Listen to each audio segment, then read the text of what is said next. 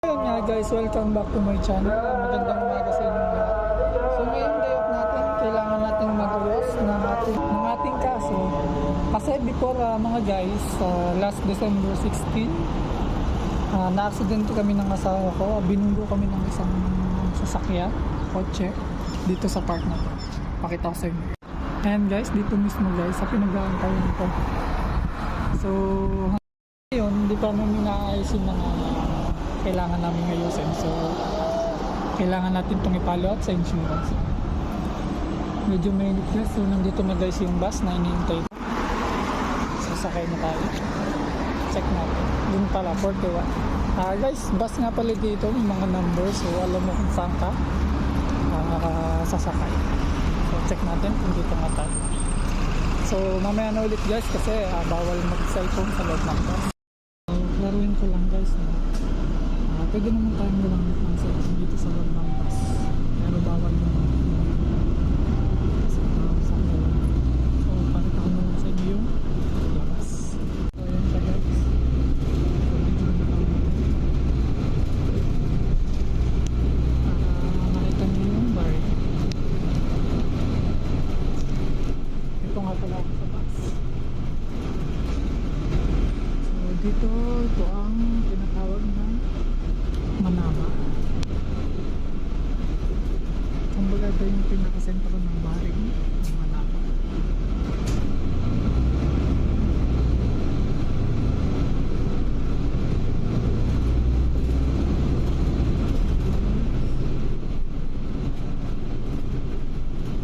So ito nga pala yung bibili ng gold.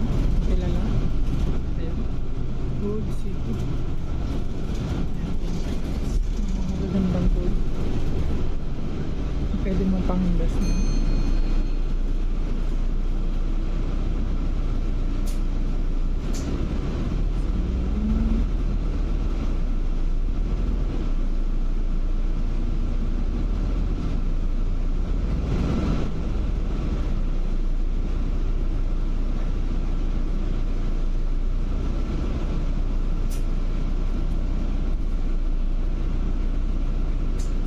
Ulit guys,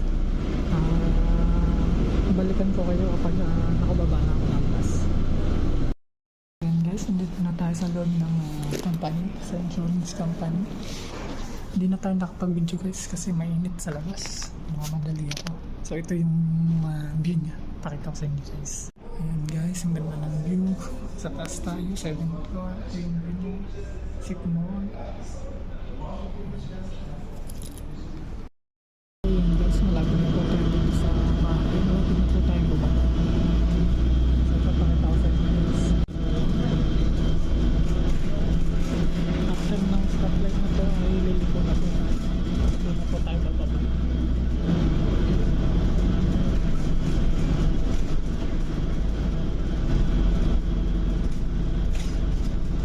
Ginagawang modern park.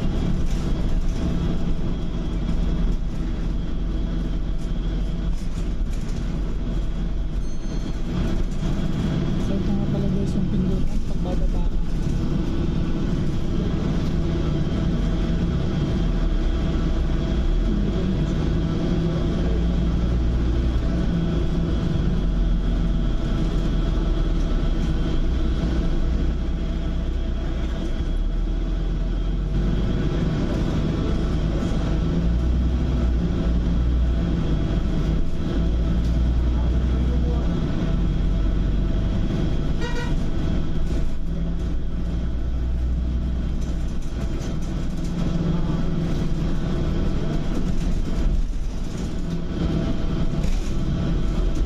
Guys, bababa na tayo.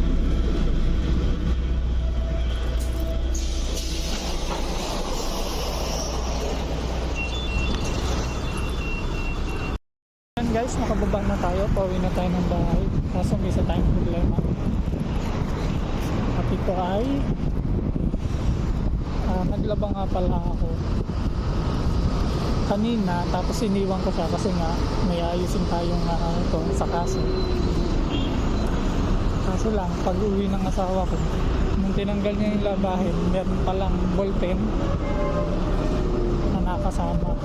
Kaya yung isang uniform ko guys, nalagyan siya ng ink. Kaya yun, galit na galit yung asawa ko. So try natin tanggalin yung ink. Yan guys, yung may ink. Tinry ko siyang tanggalin kaso